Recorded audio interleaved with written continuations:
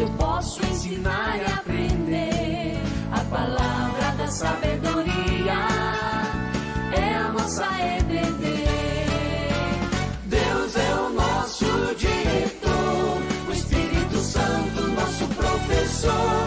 A Bíblia é a cartilha que ensina o caminho, a verdade e a vida. Deus é o nosso diretor. Olá pessoal, bom dia. Uma alegria muito grande estar aqui com vocês, mais uma aula da Escola Dominical. Hoje nós vamos estar estudando a lição de número 12 da revista. O título da lição é Quem está no comando? Essa aqui é a revista, Território Kim, A Volta para Casa, Retorno do Exílio da Babilônia, Uma Viagem pela História da Redenção, parte 4. Só lembrando, que nós estamos tendo ainda nós começamos a ter as atividades presenciais na escola dominical. Então, a classe da UPA, são 4 professores, eu, o Júnior Boesso, a Tanise e o Ronaldo Massano. Lições muito interessantes, não é a mesma revista que nós estamos terminando aqui no ambiente virtual, é outra revista, que trata sobre temas atuais, questionamentos que certamente todos nós e vocês como adolescentes também têm. Então não deixe de participar das atividades presenciais da Escola Dominical. A Escola Dominical está começando às 9h30, das 9h30 às 10h20, e depois, para quem quiser, a partir das 10h30 até as 11h30 tem o culto da manhã. Então, não deixe de participar das atividades presenciais, é sempre importante a gente estar em contato com os irmãos, ter essa comunhão presencial com os irmãos. Tivemos aí um período em que, por conta da pandemia, que ainda não acabou, mas por conta de momentos mais agudos da pandemia, em que nós não pudemos nos reunir. Agora nós podemos. Então é um privilégio a gente viver primeiro em um país onde há liberdade religiosa, de expressão da fé religiosa, e nós podemos nos reunir sem problema algum, e agora, muito mais agora por conta da pandemia, que ainda persiste, mas em uma intensidade menor, nós podemos agora voltar às atividades presenciais. Então fica aí o convite para quem não foi à aula presencial, para que venha participar conosco. As aulas estão sendo muito legais. Então, como eu disse, hoje nós vamos estar estudando a penúltima lição dessa revista, uma revista espetacular. Essa série, Uma Viagem pela História da Redenção, que a gente vem estudando já há alguns trimestres, ela é muito bacana, muito profunda, com lições que mostram como Deus agiu na história, como o plano da salvação se desenvolveu na história. E aqui a gente está tratando nessa revista de um período histórico específico, que é o retorno do exílio da Babilônia. Então todos os textos têm como pano de fundo esse momento histórico. E hoje nós vamos estar falando sobre um fato que ocorreu e é narrado lá no livro de Esther. O texto base, inclusive, nosso, da nossa lição de hoje, está lá em Esther, capítulo 4, versículos 14 a 17. Hoje eu vou fazer um pouquinho diferente. Normalmente eu trago o texto escrito para que você leia junto comigo. Hoje eu vou pedir para que vocês usem a Bíblia, manuseiem a Bíblia no decorrer da aula. Então eu não vou colocar o texto na tela para que vocês leiam. Não, peguem a Bíblia, abram a Bíblia e leiam a Bíblia a partir que vocês tiverem, celular ou livro físico mesmo. Então hoje o texto base está lá no livro de Esther, capítulo 4, e nós vamos ler os versículos 14 a 17. Diz assim o texto: Porque se de todo te calares agora, de outra parte se levantará para os judeus socorro e livramento. Mas tu e a casa de teu pai perecereis. E quem sabe se para conjuntura como esta é que foste levada rainha? Então disse Esther que respondesse a Mordecai: vai, ajunta todos os judeus que se acharem em Suzã e jejuai por mim. E não comais nem bebais por 3 dias, nem de noite, nem de dia. Eu e as minhas servas também jejuaremos. Depois irei ter com o rei, ainda que é contra a lei. Se perecer, pereci. Então se foi Mordecai e fez tudo segundo Ester lhe havia ordenado. Essa lição aqui ela vai trabalhar com um tema interessante, né, da teologia, que é a soberania de Deus. Deus era soberano, as coisas acontecem ao acaso, né? Deus está no comando de tudo, né? Então, a partir dessas questões, né, nós temos alguns objetivos que a lição nos coloca para que a gente possa compreender as ideias que ela traz, né? O primeiro objetivo é saber que Deus se manifesta por meio de sua providência soberana e em seus feitos redentivos, né? Então, a gente vai ver na lição que Deus não é aquele que é um espectador da história, né? Deus não criou o mundo, como defendem os deístas.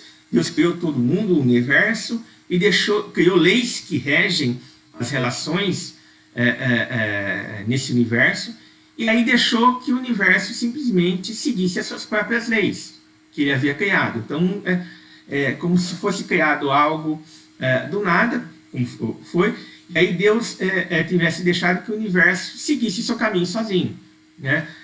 A lição vai nos mostrar que não é assim.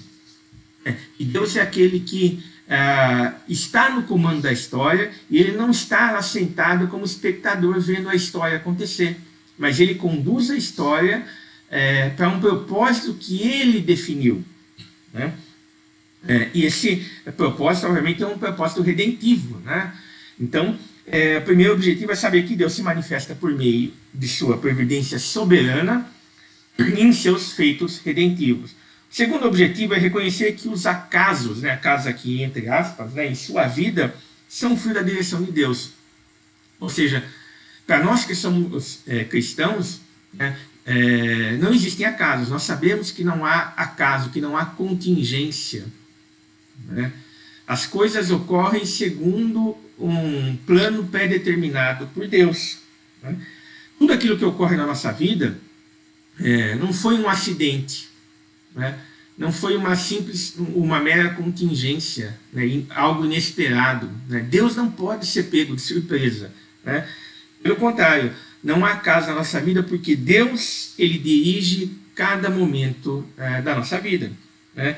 Então, reconhecer que não existem acasos, mas que Deus está no controle, né, na direção de tudo, né? Ele não só estava, mas como está, ele continua no controle, né, da nossa vida, e que todas as situações da nossa vida são usadas para a glória dele, né? E o outro objetivo, né, a gente vai ver que a história de Ester conta a luta do povo judeu, da perseguição que houve do povo judeu, né, nesse período de retorno do exílio, né? Ali sob o reinado do rei Xerxes, né, o texto basicamente se passa sobre esse período, né? E como havia uma conspiração de Amã para destruir o povo de Israel. E a gente vai ver que essa situação de luta, de perseguição, é algo comum na vida da igreja cristã, né? Nós seremos perseguidos em razão de adorarmos a Cristo, né? De proclamarmos o nome de Cristo, né? A igreja, na verdade, ela é uma igreja que ela vai ser sempre perseguida, né? Ela se torna perseguidora, a igreja se torna perseguidora quando ela se esquece do seu papel como agente do reino na terra. Quando ela faz isso, quando ela se esquece desse papel, ela se torna uma igreja perseguidora e, portanto, uma igreja que envergonha o nome de Cristo, né? Mas quando nós entendemos qual é o nosso papel, a gente tem que ter como um dos objetivos aqui, né, ter a coragem e fé em Cristo para viver nesse mundo hostil, né? Nós temos que, portanto, diante da adversidade, da perseguição, continuarmos nossa marcha, né, de proclamar o Evangelho, né, de sermos agentes do reino neste mundo. Então, esses são os objetivos, né, que a lição se propõe, né? Talvez a pergunta, o ponto de partida que eu já mencionei, mas eu vou estar falando de novo, quem está no comando?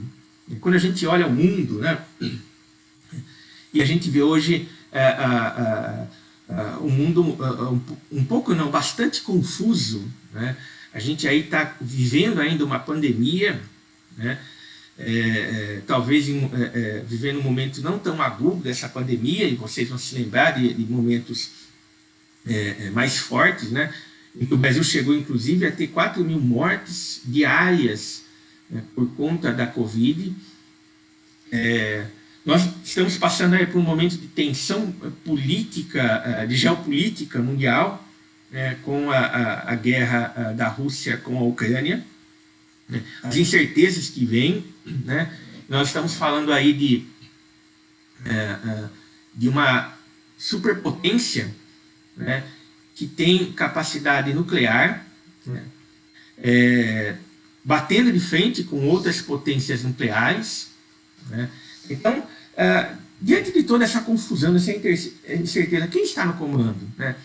Às vezes parece que a gente olha e fala, não, parece que Deus ele se sentou ali no seu trono, né, e ele simplesmente ligou ali a sua televisão divina e está vendo a história passar, sem fazer nada, né? As coisas estão ocorrendo aparentemente como governadas pelo acaso, pela probabilidade, né? Então eu jogo uma moeda para cima e eu não sei qual face ela vai aparecer, ou eu jogo um dado e eu não sei qual número que vai ser obtido, né? E tudo isso leva a esse questionamento: quem está no comando? É Deus ou o acaso, né? E aí eu, estudando a lição, me lembrei de uma frase de Albert Einstein, né, que visto erroneamente como cristão por muitos cristãos, né, pelo fato de ele ter dito isso, né, ele disse o seguinte, que Deus não joga dados com o universo, né? E a partir dessa frase, muitos cristãos achavam que Einstein era convertido, era cristão, e não era, né? Einstein declarou várias vezes que Deus não existia, né? Mas o que Einstein está querendo falar? Que Deus não joga dados com o universo, né? Ele está querendo falar que não há contingências e acasos no universo. Há leis, né, no caso na visão de Einstein, há leis físicas que predeterminam como as coisas vão acontecer, né? No nosso caso, nós sabemos que essas leis, elas não surgiram do nada, né? Elas foram criadas por um ser pessoal, né? Elas foram criadas por Deus, né? E o livro de Esther, ele vai nos ajudar justamente a compreender essa soberania de Deus, né? E vai contar uma parte da história da redenção, como Deus age a favor do seu povo na história, né? Como Deus age no sentido de preservar o seu povo. Então, Esther nos mostra essa ação preservadora de Deus, né? E é lógico, né? Tudo isso vai apontar, né, toda essa história de Esther, a ação preservadora de Deus, o papel de Esther, né, Mordecai, né, todos os atores envolvidos, né, nessa drama teológica, bíblica, né, vão apontar para a pessoa de Cristo, né? Cristo é o nosso Redentor, né? E eu já falei aqui, mas eu vou sempre repetir, a gente sempre tem que ler a Bíblia a partir desse pressuposto, de que a Bíblia está falando ao final sobre a pessoa de Cristo. Então, quando eu leio a história de Esther, eu estou lendo uma história que aponta, né, para a pessoa de Cristo, para a sua obra redentora, né? E Esther, portanto, ajuda a compreender que não há casos, né? Deus ele não joga dados, né? Deus não abusa da sorte, não usa da sorte. Por quê? Quando nós estamos submetidos à sorte, vamos dizer assim, ou à probabilidade, né, usando mais uma linguagem mais matemática, né, nós não estamos no controle do evento. Né? Quando nós jogamos um dado, né, acho que vocês vão estudar isso ainda em probabilidade, a gente fala de um dado não viciado, né, ou seja, um dado que ele é perfeito, ele não tem nenhuma deformação que o leve a cair em uma determinada face. Quando eu jogo um dado que é não viciado, né, eu não tenho controle sobre esse evento, eu não sei qual a probabilidade, qual face com certeza vai cair. Né? Deus é soberano, né, o que significa que ele não está sujeito aos acasos. Né? As contingências não dominam Deus, pelo contrário, Deus ele conduz a história. Né? E essa é a ideia que Esther vai trabalhar. Né? O livro de Esther vai trabalhar. Né? Então, só para a gente entender um pouquinho do contexto, né? A gente está falando aí de um livro que foi escrito, que trata, né? Fala de eventos históricos mais ou menos entre 583 a 471 a.C. Né? Então, são eventos históricos que vão pegar um período que é descrito no livro de Esdras, né? E no livro de Neemias. Então, vamos imaginar ali que, cronologicamente, né, o livro de Esther estaria entre Esdras e Neemias. Né? Você tem ali, ele pega um período de cada uma parte de cada um desses períodos históricos. Né? E a gente pode ver isso quando o versículo 1 de Esther fala que é o seguinte: nos dias do rei Assuero, né? Assuero era o nome do rei Xerxes, né? Rei da Pérsia. Então a gente está falando ali de um reinado de muita opulência, um reinado poderoso, né? Um rei que, só para vocês terem uma ideia, né? O texto começa falando de uma festa, né, que o rei Xerxes havia dado, uma festa de 180 dias, para mostrar toda a opulência do seu reino. Né? Algo que é muito comum, né, nos meios militares. Né? Certamente você já deve ter visto essa imagem, né, de desfiles militares, então os militares vão marchando, né?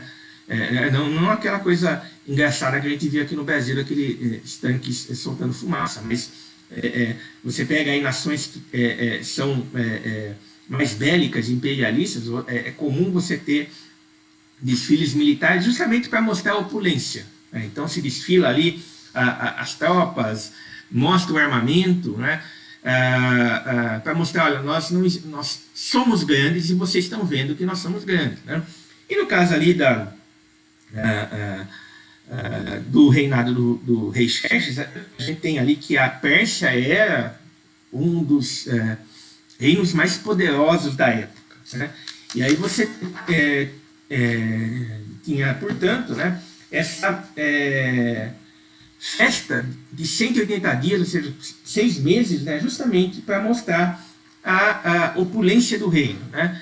E o que acontece, né, se você for ler o livro de Esther, e eu recomendo que você faça isso, né, a festa, né, Xerxes, o Assuero, né, tanto faz o nome que você escolher, ele oferece a festa, 180 dias, e ele manda que um eunuco seu avisasse a rainha Vasti que ela fosse à festa. Né? E a rainha não obedece essa ordem do rei, né? E ela é destituída como rainha. Né? E a partir de então o rei começa a procurar entre as mulheres mais formosas do seu reino alguém que pudesse ser rainha. Né? E Esther entra como uma das candidatas, mas Esther não declara qual era a sua origem. Né? E o texto bíblico fala que Esther obteve o favor do rei. O rei a amou muito e ela se tornou a rainha Esther. Né? A partir desse evento, né, que o livro de Esther começa a mostrar a soberania de Deus. Né? Mostrando que, primeiro, né, se nós estamos falando de Israel como o povo de Deus, né, Israel é o povo de Deus, mas Deus não é aquele que exerce governo apenas sobre Israel. Ou seja, o governo de Deus é um governo que não está restrito apenas a um povo, né? A gente vê lá no Salmo 22, 28 o seguinte: do Senhor é o reino, e é Ele quem governa as nações. Não está falando, portanto, que Deus é aquele que governa a nação de Israel, né? Deus é aquele que governa as nações, né? Então, essa soberania de Deus, ela se manifesta justamente como um governo sobre todas as nações, né? E é interessante que aqui a gente vê justamente se apontando, né, para uma realidade espiritual do reino de Cristo, né? Se a gente for lá, por exemplo, em Efésios 1, 17 a 23, lá no Novo Testamento, né, a gente vê justamente essa expressão de que o governo de Deus é um governo sobre as nações, sobre todo o universo.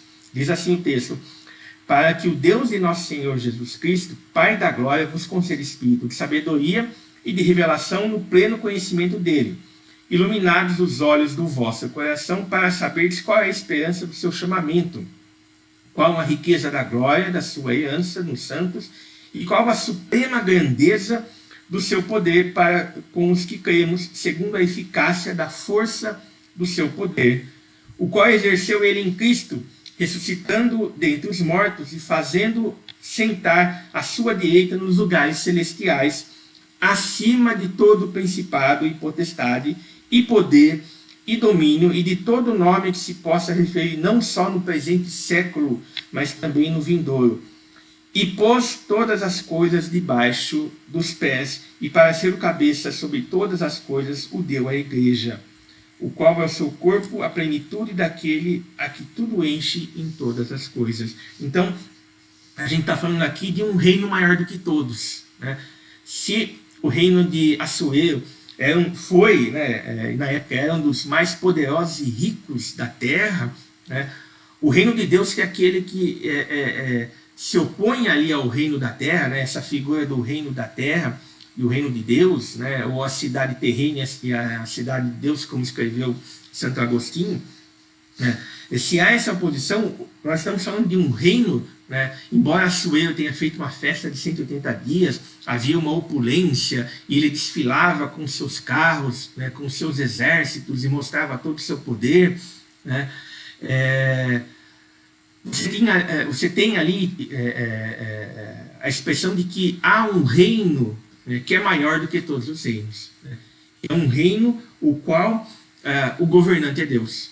Deus é aquele que governa não apenas a Israel, né, como seu povo, mas é aquele que governa a todo o universo, como o texto aqui de Efésios fala, né?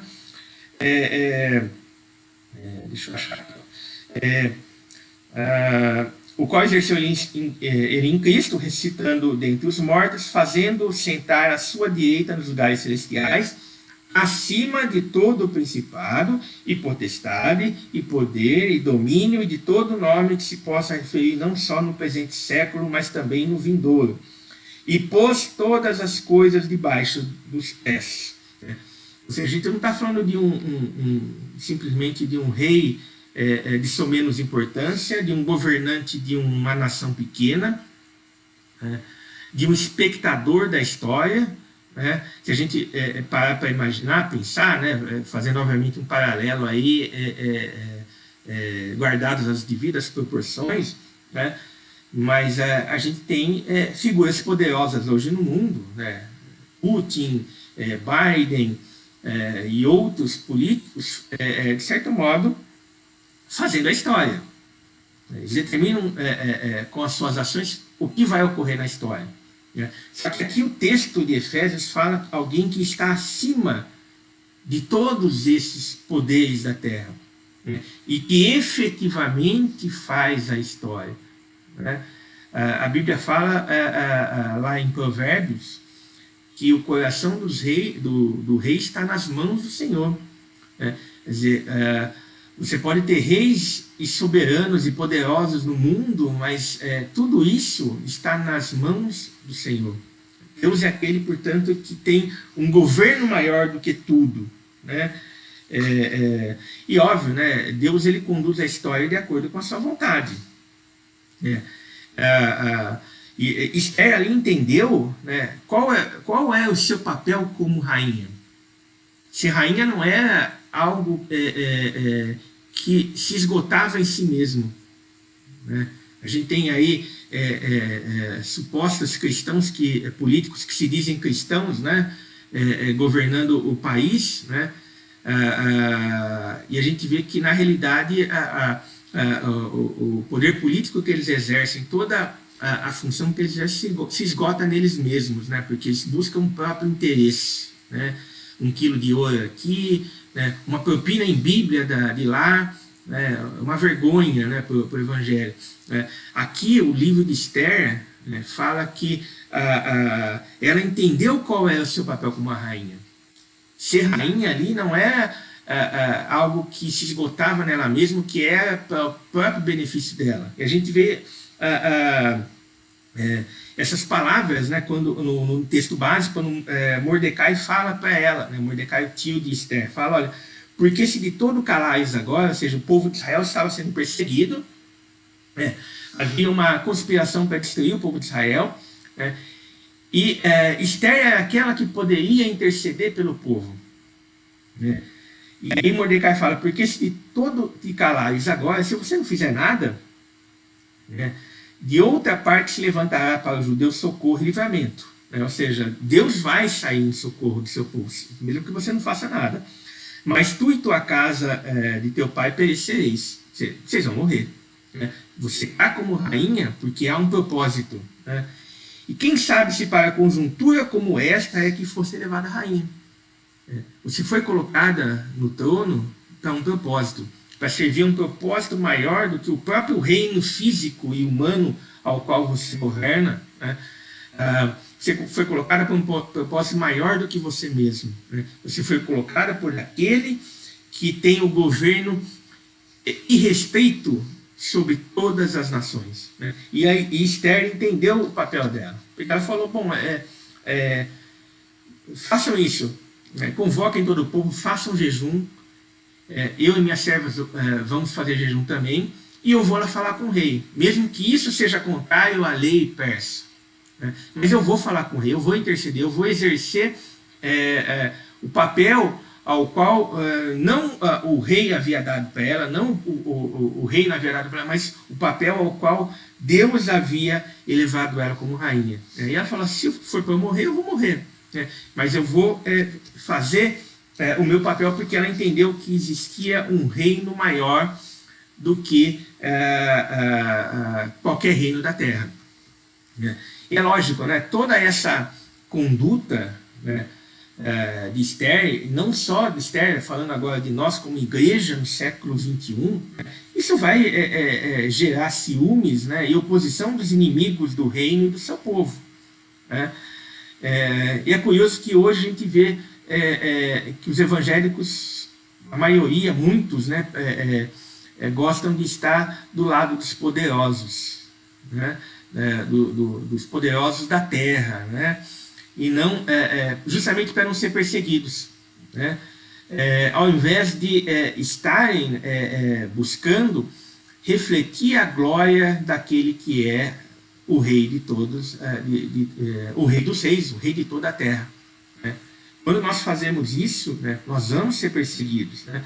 Jesus já havia falado lá no Sermão do Monte, nas bem-aventuranças, Mateus 5, 11 e 12. Bem-aventurados sois quando por minha causa vos injuriarem e vos perseguirem e mentindo disserem todo mal contra vós. Quer dizer, quando vocês agirem como agentes do reino, proclamando o Evangelho e falando sobre o caráter de Cristo, e vocês forem perseguidos por isso, né, vocês são felizes. Jesus não está falando aqui quando crente é perseguido por fazer lobby, ministério, né, pedir propina, não é isso.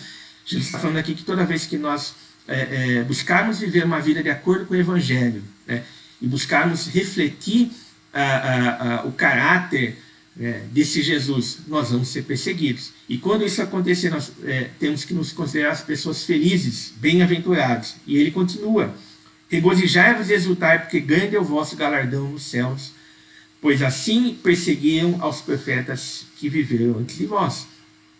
A perseguição é uma tônica comum da igreja. Há inimigos do reino e inimigos de Cristo que sempre vão atuar, e sempre atuaram na história contra a igreja. Uma igreja é uma igreja que é perseguida, não uma igreja que persegue. É uma igreja que não se cala diante da perseguição, mas que abre a boca, e o coração e a vida para proclamar o Evangelho. João 15, 18 e 19 diz o seguinte, e aqui Jesus novamente falando, se o mundo vos odeia, sabei que primeiro do que a vós outros, me odiou a mim. Se vós fosseis do mundo, o mundo amaria o que era seu. E a gente, como eu falei, a gente vê muitos evangélicos querendo ser amados, pelo mundo, viver em uma certa harmonia com o mundo, entendendo que essa harmonia só vem quando nós nos calamos, em relação ao Evangelho. E Jesus fala, se vós fosseis do mundo, o mundo amaria o que era seu. Como, todavia, não sois do mundo, pelo contrário, dele vos escolhi por isso. Dele vos escolhi, por isso o mundo vos odeia. Não é assim, não é que o cristão tem que ser chato, mala sem alça, esquisito, não é isso. Mas o que tanto Esther nos mostra, como esses textos que eu estou lendo no Novo Testamento nos mostram, é que todas as vezes que nós somos confrontados com a nossa fé, nós marcamos posição firme em favor da fé evangélica, toda vez que isso ocorrer, nós vamos ser perseguidos. Nós vamos ser perseguidos. E aí, Romanos 8, 28, Paulo falando, sabemos que todas as coisas cooperam para o bem daqueles que amam a Deus, daqueles que são chamados segundo o seu propósito. Esther foi colocada lá como rainha, porque havia um propósito. Deus estava ali, não como espectador da história, mas conduzindo a história de acordo com a sua vontade. E aí ele nos coloca em lugares estratégicos para que nós possamos cumprir a vontade dele. De manifestar o reino, de ser agentes do reino e manifestar a glória dele aqui na terra. Sabendo, como o texto romano fala, que todas as coisas, as perseguições, as dificuldades, as alegrias, tudo o que acontece na nossa vida, daqueles que amam a Deus, tudo isso coopera para o nosso bem. Tudo isso produz o nosso bem. Bom, e apesar de todas as lutas e dificuldades, a Bíblia fala que haverá a vitória do reino e vai haver a alegria do seu povo. E o Esther mostra isso. Como se desmascarou toda uma conspiração contra o povo judeu, e como o povo celebrou com alegria esse livramento. Há uma festa celebrada até hoje, a festa do Purim, que expressa justamente esse livramento que houve. É uma festa que foi instituída na época, em que o povo comemorava justamente o livramento que se deu através da figura de Esther, que foi usada como instrumento para a glória de Deus. E aí eu trago um outro texto, que está lá em Romanos, capítulo 8, 31 a 39, que diz o seguinte: que diremos, pois, à vista dessas coisas? Agora que a gente está falando de Esther no Antigo Testamento, que a Bíblia fala sobre a vitória do reino e a alegria de seu povo, agora no Novo Testamento. E Paulo traz esse texto, que é um dos textos mais belos da Bíblia. Ele fala: que diremos, pois, à vista dessas coisas? Se Deus é por nós, quem será contra nós? Aquele que não poupou o seu próprio filho, antes por todos nós o entregou. Ou seja, Deus não poupou o seu próprio filho em favor de nós. Então Deus não é aquele que está como mero espectador da história, mas Deus é um agente ativo e o mais importante da história. Ele entrega o seu filho por nós. E Paulo continua: porventura não nos dará graciosamente com ele todas as coisas? Se o mais importante que foi o Filho, ele deu, ele não vai dar todas as outras coisas? Quem tentará acusação contra os eleitos de Deus? É Deus quem o justifica. O nosso defensor é Deus. A gente não precisa de mais nada, né? Quem nos condenará é Cristo Jesus, quem morreu antes, quem ressuscitou, o qual está à direita de Deus e também intercede por nós. Esse é o nosso advogado, né? Como diz João lá em 1 João. Quem nos separará do amor de Cristo? Será tribulação, ou angústia, ou perseguição, ou fome, ou nudez, ou perigo, ou espada?